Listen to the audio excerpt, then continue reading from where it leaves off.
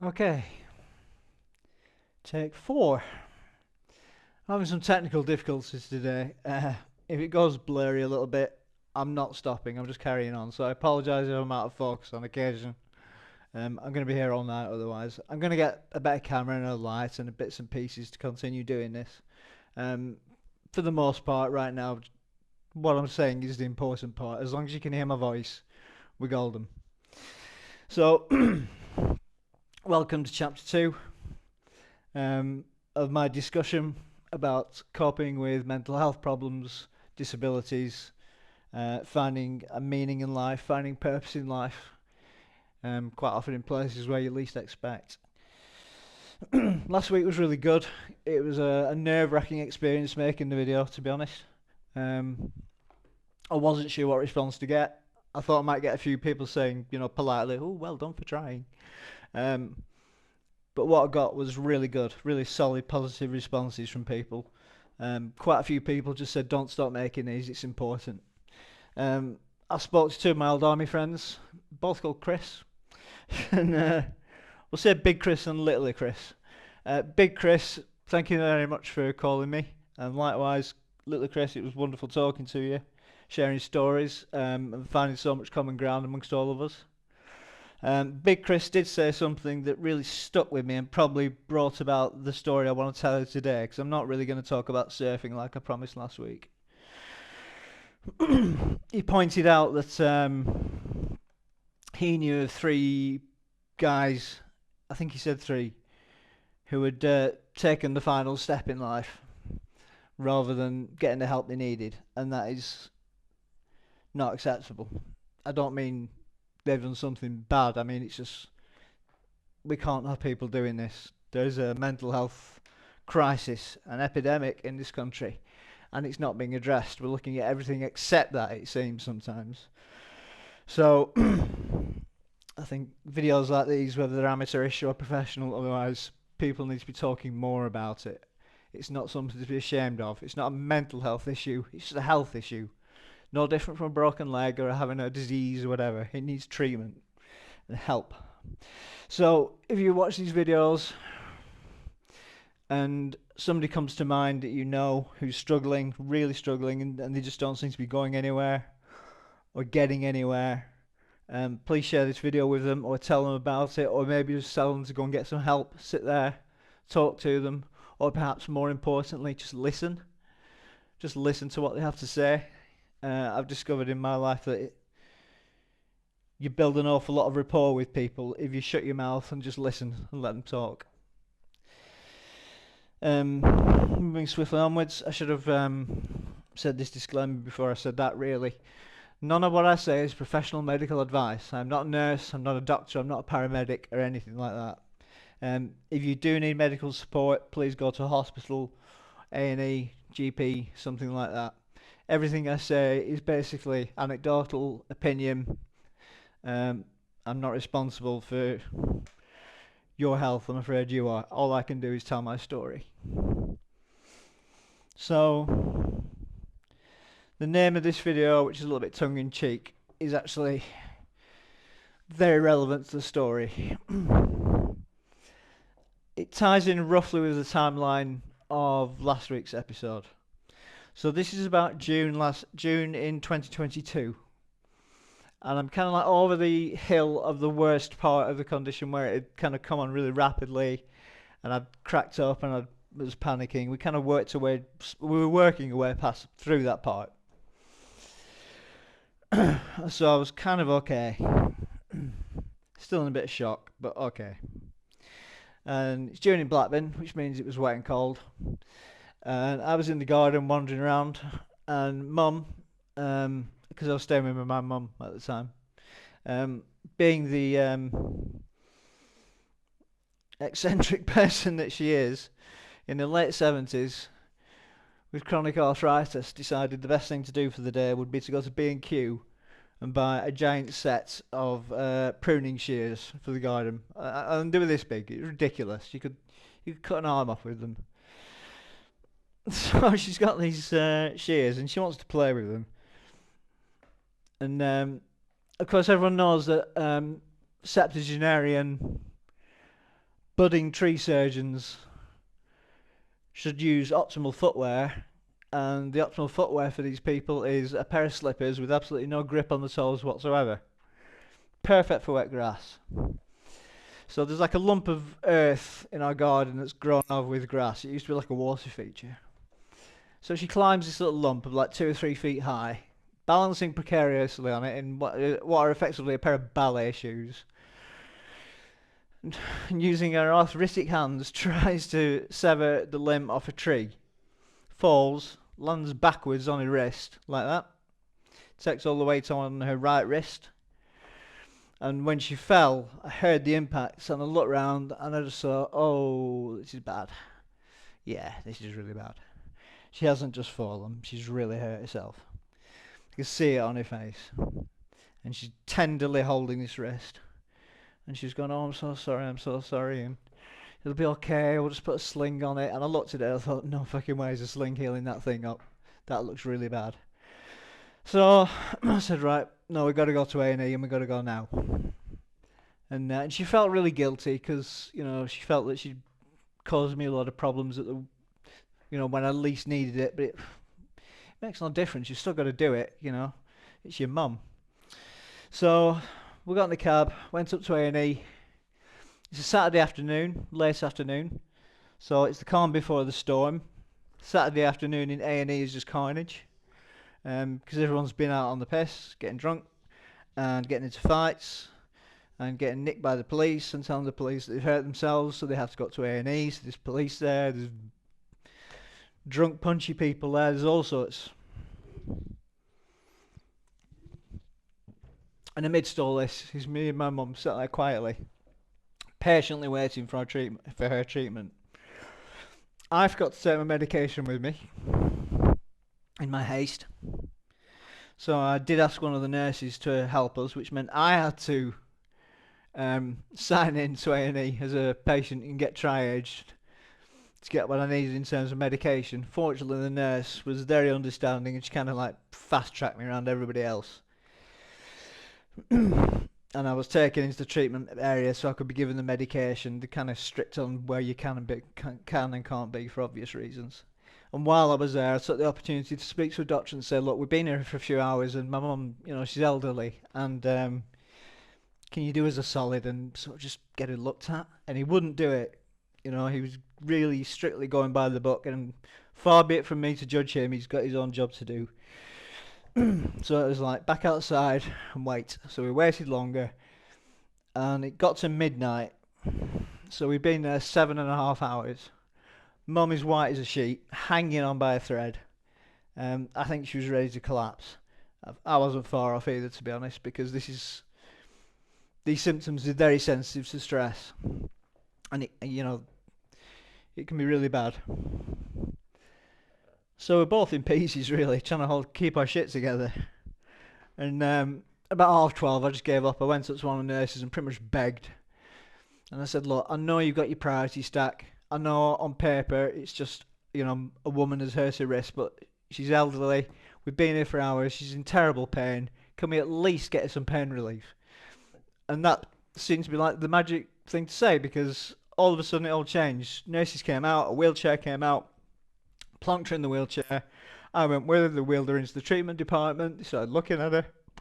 Excuse me. Took her to the x-ray department. Got her x-rayed. He threw me out of the room. I was going a bit mad at that point. I was like, no, I've got to be with her because she won't hear what you're saying and all this kind of thing. And he basically just pushed me out the door. It's like, we're doing x-rays. It's radioactive in here. So got her x-rayed. And then she was waiting on a bed for a while. Not long. And eventually a consultant came up with the x-rays and he said, yeah, you're broken your wrist, all right. And it was just completely broken. Every bone, both of these, snapped clean. Because their arthritic bones are so soft, they're like sponge. You know, there's very little there now. So no wonder she was in so much pain. It must have been terrible for her. But don't worry, because it gets worse. Because he said, right, we're going to operate. We're going to have to pin the pieces back together again. plates and pins screwed in and all that kind of thing. But first we've got to set your arm back where it needs to be. And to do that, you got one doctor holding her elbow. I think they had one doctor holding a hand and another one more or less on the wrist. And basically, if that's a bone and it breaks, the tension of the muscle pulls the two bone ends past each other like that. So what you have to do is then pull the bone apart again like that, stretch the muscle, and then get the bones to lock into place. And then you can set it with a cast or whatever surgery. So they gave her all of the morphine they could legally give her, basically. Any more, it would probably have killed her. And they started pulling, and she screamed like nothing I've ever heard before. She was in so much pain. It was horrific. It was really, really bad. And I was trying to play a role in this because I couldn't just stand there and watch my mum being tortured by the doctors. Not that I was going to hurt them, but it's like, what do you do? So she's trying to get herself off the bed to get away from the pain. It's that natural reaction when something's so bad. So I pinned her to the bed. Her own son pinned her to the bed and made her lie still while two doctors inflicted a level of pain on her that I don't think I've ever experienced.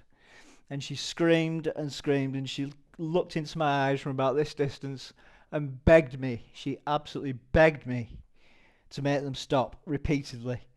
And I kept just having to say, I can't do this, Mum. You've got to stick it out. It's going to end. They have to do this. There's no way out of this.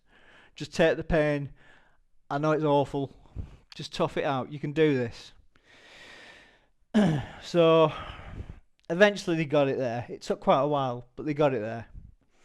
So with the bone ends in place, they rolled her away for surgery. I had a short period of time to try and calm down. I used the last of my diazepam, and just sat in the corner quietly thinking, so this is what it's like when you die and go to hell. And eventually they wheeled her out, and she was woozy. They'd given her more pain relief and so on and so forth. And you know, she was obviously exhausted as I was. Probably significantly more so. It's now 4 o'clock in the morning, so we've been in A&E for almost 12 hours. And they rolled us out. I got us a cab, and as we're in the cab riding home, it's starting to get light, so that's how late it was. And I was just thinking, I cannot believe what is happening right now. What on earth is going on? How can all of this be happening at the same time? It was just, my nerves were so absolutely fried. And Mum was in the back. She didn't say a word, but she was just obviously ready to just fade out. So we got home. Mum hopped into bed. She had just enough strength basically just to take her sweater off and just get under the duvet. And I was a little bit wired up, so I stayed up for a little bit longer, but eventually fell asleep. Woke up the next day, and Mum's actually pretty chipper, all things considered. The nightmare before didn't seem to have affected her that much. That generation, they're a very strange bunch of people. They're just insanely tough and resilient.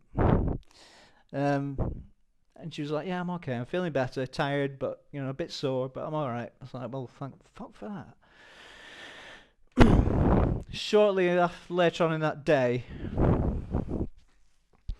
we got a phone call from the hospital, and they said the surgeons have been having a conversation about your mum, and they think they can do a better job with the surgery. So what they want to do is basically re-break her wrist and do it all again.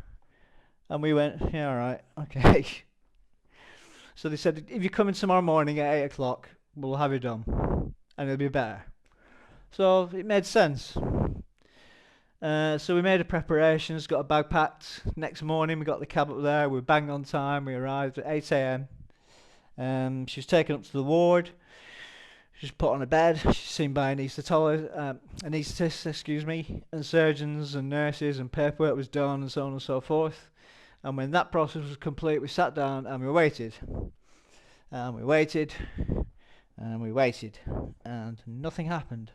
And people kept coming in, and then other people going out.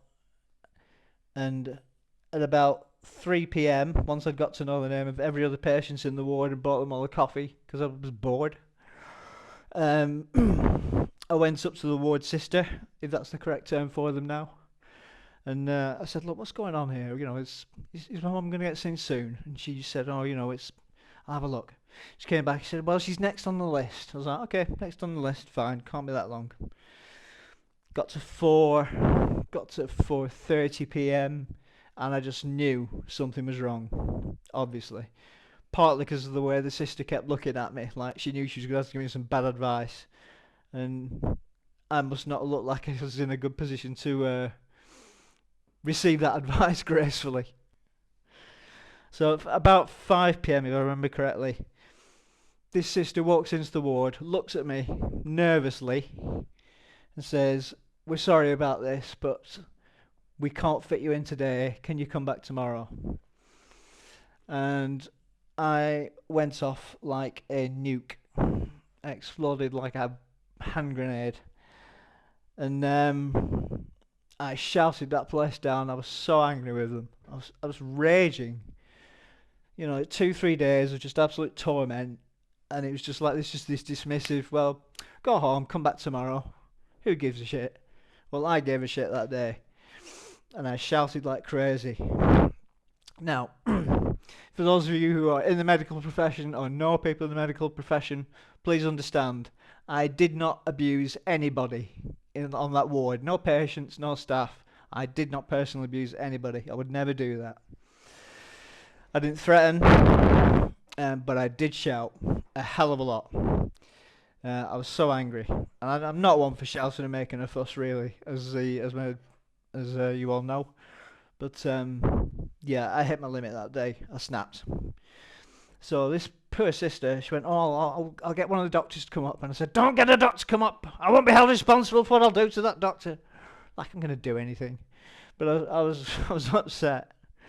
And so I'm marching up and down this ward yelling at thin air. And they brought up this guy whose professional title must be the nicest doctor in the world. Because that's exactly what he was. They knew exactly who to bring up. And I was stood at the far end of the ward and back to the windows, shouting, "This is not fucking good enough. We've been here, blah, blah, blah. I've got this to deal with, my mum, blah, blah, blah, etc., etc." And he stood there and he just soaked it all up like a sponge. And he just nodded, agreed, occasionally said, "Yes, you're absolutely right, we're very sorry." And he just waited for me to run out of steam, which is exactly what I did at some point. It kind of started to peter out.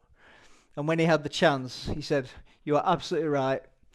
This is terrible. This should not have been allowed to happen. We are very sorry. And this is what we're going to do for you. We're going to keep your mum in tonight. We're going to put her in a much nicer place. She's going to be the first patient tomorrow morning. You have my word." And I just went, "Yeah, okay, thanks." So all of a sudden everything kind of calmed down. It went from everybody in the ward wide-eyed and staring at the raging lunatic, like cleaners, nurses, carers, patients. Everybody was like poking their head around the door to this madman. To me just going, "Yeah, that sounds like a good idea, thanks." So they took my mum to another part of the hospital, made her comfortable. It was a nice place where they put her. Had a lovely view of the countryside. Made a big fuss of her. Some of the nurses, I heard them saying, "She's our special patient now. We've got to take extra special care of her." So I went home. Interestingly, when I went home, for the first time in about 2 months, I was completely symptom-free. It was really weird. I got one night where it was just like I'd never had dystonia. Something to do with getting things out of your system, a catharsis. I don't think going to a hospital every day and shouting in the face of a doctor is a good solution, but it does demonstrate there's some kind of correlation there between stress relief and the level of dystonic symptoms. Anyway, that's not the moral of the story. I went to see her the next day, and she was a bit woozy, but they'd operated on her. And she was feeling a bit better, but not quite ready to come home. And I said that. I said, "She still looks a bit."